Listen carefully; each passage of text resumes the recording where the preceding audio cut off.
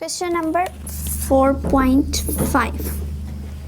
4.5 is how can a force be resolved into its rectangular component. ठीक है, तो इसके लिए हमने अपना टॉपिक पूरा डिस्कस किया था. 4.3 टॉपिक है हमारा जिसमें हमने रिजॉल्व किया था फोर्स को इनटू इट्स कंपोनेंट. ठीक है, जिसमें हमने F x component find out किया था. एक फोर्स का वेक्टर था, ठीक है, फोर्स थी, एंड उससे हमने F Y and F X find out किया था. सो इसमें ये एक लॉन्ग क्वेश्चन है, इसमें फुल आर्टिकल कवर होगा, that is of 4.3. The next one is 4.6 and it is about when a body is said to be in equilibrium.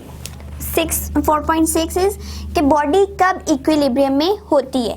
when no net force act on it, no net force act on a body, then it is said to be in equilibrium. Then it is said to be in equilibrium. जब तक body पे कोई external force apply ना की जा रही हो, यानी बॉडी जिस स्टेट में है उसको उस स्टेट से कोई एक्सटर्नल फोर्स अप्लाई करके उसको किसी और स्टेट में ना लाया जा रहा हो, तब तक बॉडी इक्विलिब्रियम में रहती है. लाइक अगर एग्जांपल देख लें, एक हमारे पास ब्रेक है, एग्जाम्पल है, ब्रेक इस तरह से पड़ी हुई है, वो रेस्ट में ही रहेगी तब तक जब तक कि उसके ऊपर कोई नेट फोर्स अप्लाई नहीं की जाएगी.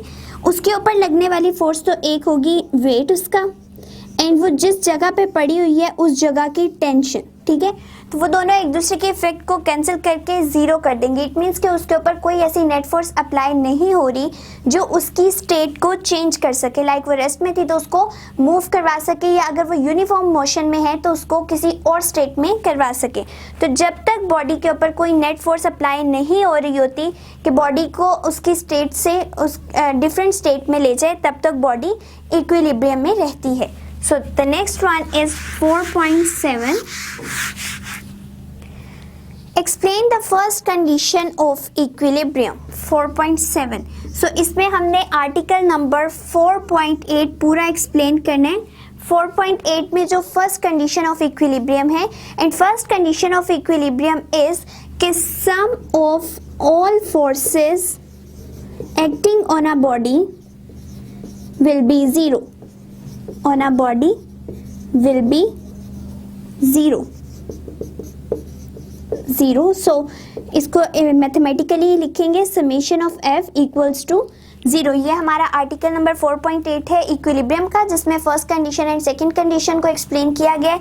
So first condition of equilibrium को फ्रॉम 4.8 एक्सप्लेन करना है पूरा, एंड उसकी जो स्टेटमेंट है दैट इज कि sum of all forces acting on a body will be zero. It means summation of f equals to 0.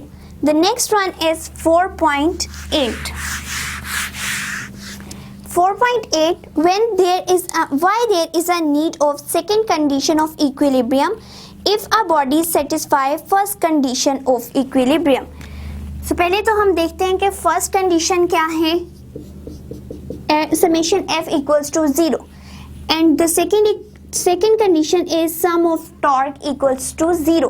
So हमसे पूछा गया है कि अगर first condition of equilibrium satisfy हो रही है कि बॉडी के ऊपर लगने वाली तमाम फोर्सेस का सम 0 है, तब भी समटाइम ऐसा होता है कि हमें सेकंड कंडीशन ऑफ इक्विलिब्रियम चाहिए होती है. तो हमें सेकंड कंडीशन ऑफ इक्विलिब्रियम की क्यों ज़रूरत पड़ी, उस चीज़ को एक्सप्लेन करना है. So second condition of equilibrium में है कि two unlike parallel forces of same magnitude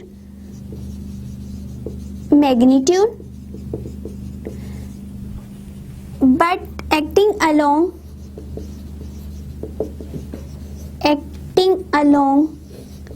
different line of action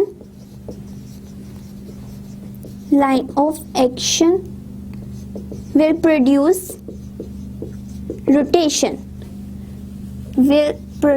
rotation.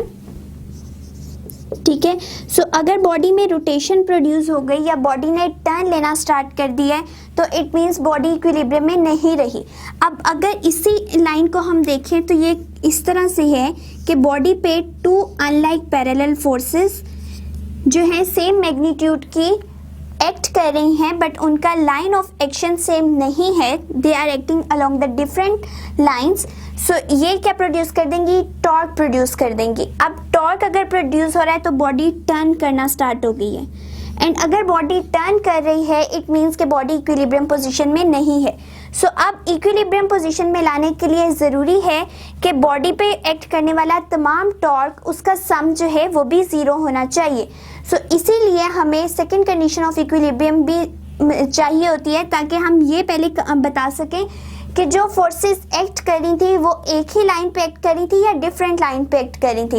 And अगर वो डिफरेंट लाइन पे एक्ट कर रही हैं तो फर्स्ट कंडीशन सेटिस्फाई हो भी जाए तब भी बॉडी इक्विलिब्रियम में नहीं होगी, अनटिल और अनलेस जब तक के बॉडी के ऊपर तमाम एक्ट करने वाला टॉर्क उसका सम ज़ीरो ना हो जाए। सो इसीलिए हमें टॉर्क यानी सेकंड कंडीशन ऑफ इक्विलिब्रियम भी चाहिए होती है, इवन कि first condition of equilibrium satisfy हो भी जाए। The next one is 4.9 and it is what is the second condition of motion? So second condition of motion क्या है? Second condition of motion यही है कि sum of torque equals to zero, कि body पे जितना भी टॉर्क अप्लाई हो रहा है या प्रोड्यूस हो रहा है वो उसका सम ज़ीरो होना चाहिए।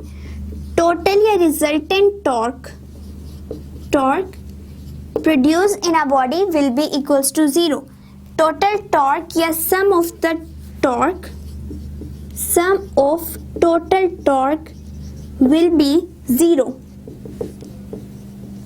इट मीन्स कि हमारे पास जो समेशन आएगा टॉर्क का वो ज़ीरो होना चाहिए, and it is the second condition of equilibrium.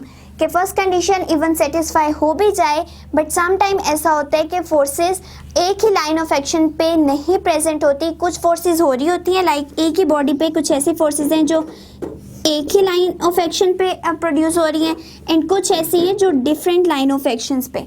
So first condition तो यहाँ पे सेटिस्फाई हो रही है कि सम ऑफ फोर्सेस ज़ीरो है, बट यहाँ पे अगर इन दोनों का केस देखें तो यहाँ पे सेकंड कंडीशन ही अप्लाई होगी। इट मीन्स कि दोनों का सम जो है ये टॉर्क प्रोड्यूस कर रही है एंड टॉर्क का सम इक्वल्स टू ज़ीरो आना चाहिए। That is the second condition of motion.